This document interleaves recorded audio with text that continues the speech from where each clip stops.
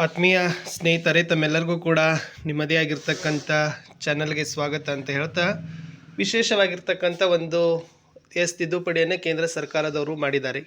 ಅದು ಬಂದ್ಬಿಟ್ಟು ಕಡ್ಡಾಯ ಮತ್ತು ಉಚಿತ ಶಿಕ್ಷಣಕ್ಕೆ ಸಂಬಂಧಪಟ್ಟದ್ದು. ಈಗಾಗಲೇ 2009ರಲ್ಲಿ ಜಾರಿಯಾಗಿರ್ತಕ್ಕಂಥ ನಿಯಮಕ್ಕೆ ಅನುಗುಣವಾಗಿ ವಿದ್ಯಾರ್ಥಿಗಳಿಗೆ ಅನುತ್ತೀರ್ಣಗೊಳಿಸುವ ಹಾಗಿಲ್ಲ, ಬಟ್ ಸರ್ಕಾರ ಅದನ್ನು ಅನುತ್ತೀರ್ಣಗೊಳಿಸಲಿಕ್ಕೆ ಅನುಮತಿಯನ್ನು ನೀಡಿದೆ ಅಂತಕ್ಕಂಥ ಹೇಳ್ತಾ, ಈ ತಿದ್ದುಪಡಿಯಲ್ಲಿ ಏನಿದೆ ಅನ್ನೋದನ್ನು ಡೀಟೇಲ್ ಆಗಿ ನೋಡುವ. ಸೊ ಫಸ್ಟ್ ಆಫ್ ಆಲ್, ಕಡ್ಡಾಯ ಉತ್ತೀರ್ಣ ನಿಯಮ ರದ್ದುಪಡಿಸಿ ಕೇಂದ್ರ ಸರ್ಕಾರದಿಂದ ಅಧಿಸೂಚನೆ. ಫೇಲ್ ಆದ ವಿದ್ಯಾರ್ಥಿಗಳಿಗೆ 2 ತಿಂಗಳಲ್ಲಿ ಮರುಪರೀಕ್ಷೆ. 5-8 ನಪಾಸ್ಗೆ ಅಸ್ತು. ಸೊ ಇಲ್ಲೇನು ಕೊಟ್ಟಿದ್ದಾರೆ ಅಂತಂದರೆ ಡೀಟೇಲ್ ಆಗಿ ನೋಡೋದಾದರೆ ಸ್ನೇಹಿತರೆ, ಹೊಸದಿಲ್ಲಿ ಕೇಂದ್ರ ಸರ್ಕಾರದ ಅಧೀನ ಶಾಲೆಗಳಲ್ಲಿ 5 ಮತ್ತು 8ನೇ ತರಗತಿ ಮಕ್ಕಳನ್ನು ಕಡ್ಡಾಯವಾಗಿ ಉತ್ತೀರ್ಣ ಮಾಡಬೇಕೆಂಬ ನಿಯಮವನ್ನು ಸರ್ಕಾರ ರದ್ದುಗೊಳಿಸಿದೆ. ವಾರ್ಷಿಕ ಪರೀಕ್ಷೆಯಲ್ಲಿ ಅರ್ಹ ಮಾನದಂಡವನ್ನು ಪೂರೈಸದ ಮಕ್ಕಳನ್ನು ನಪಾಸು ಮಾಡಿ ಅದೇ ತರಗತಿಯಲ್ಲಿ ಉಳಿಸಲು ತಿಳಿಸಿದೆ. ಆದರೆ ಹೀಗೆ ಅನುತ್ತೀರ್ಣರಾದ ಮಕ್ಕಳಿಗೆ 2 ತಿಂಗಳ ಒಳಗಾಗಿ ಮರುಪರೀಕ್ಷೆ ನಡೆಸುವಂತೆ ಸೂಚಿಸಲಾಗಿದೆ. ಈ ಪರೀಕ್ಷಾ ಫಲಿತಾಂಶ ಪ್ರಕಟಗೊಂಡು 2 ತಿಂಗಳ ಒಳಗಾಗಿ ಮರುಪರೀಕ್ಷೆ ನಡೆಸಬೇಕು. ಒಂದು ವೇಳೆ ಮರುಪರೀಕ್ಷೆಯಲ್ಲೂ ಮಕ್ಕಳು ನಿಗದಿತ ಮಾನದಂಡ ಪೂರೈಸದಿದ್ದಲ್ಲಿ ಆ ಮಗುವನ್ನು ಅದೇ ತರಗತಿಯಲ್ಲಿ ಮತ್ತೊಂದು ವರ್ಷ ಮುಂದುವರಿಸಲು ಅನುಮತಿ ನೀಡಲಾಗಿದೆ ಅಂತ ಇದೆ. ಓಕೆನಾ. ಒಟ್ಟಾರೆ ಫೇಲ್ ಮಾಡಲಿಕ್ಕೆ RT ಒಳಗಡೆ ಅವಕಾಶ ಅಂತೂ ಬಂತು.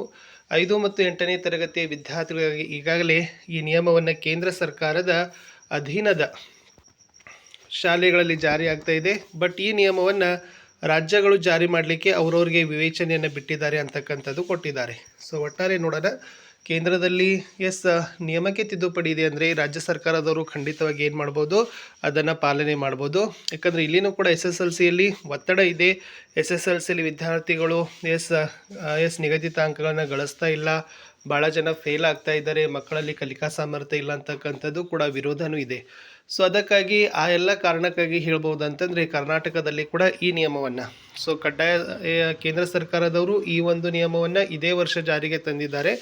ಅದನ್ನು ರಾಜ್ಯ ಸರ್ಕಾರದವರು ಕೂಡ ಇಂಪ್ಲಿಮೆಂಟೇಷನ್ ಮಾಡಿದರೆ ಕರ್ನಾಟಕದಲ್ಲಿನೂ ಕೂಡ 5 ಮತ್ತು 8ನೇ ತರಗತಿಗಳಲ್ಲಿ ಏನೆಲ್ಲ ಪರೀಕ್ಷೆಗಳು ನಡೀತಾವಲ್ಲ ಅಲ್ಲಿ ಕಡ್ಡಾಯ ನಿಯಮವನ್ನು, ಉತ್ತೀರ್ಣತಾ ನಿಯಮವನ್ನು ಕೈಬಿಡ್ತಾರೆ.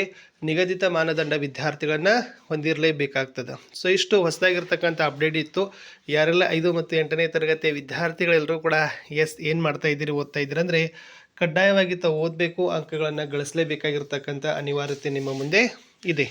ಇಷ್ಟು ಅಪ್ಡೇಟ್ ಇತ್ತು ಅಂತ ಹೇಳ್ತಾ ನಾನು ಸಿಗ್ತೀನಿ ಹೊಸ ವಿಡಿಯೋದಲ್ಲಿ. ಅಂಟಿಲ್ ಟೇಕ್ ಕೇರ್, ಬಾಯ್.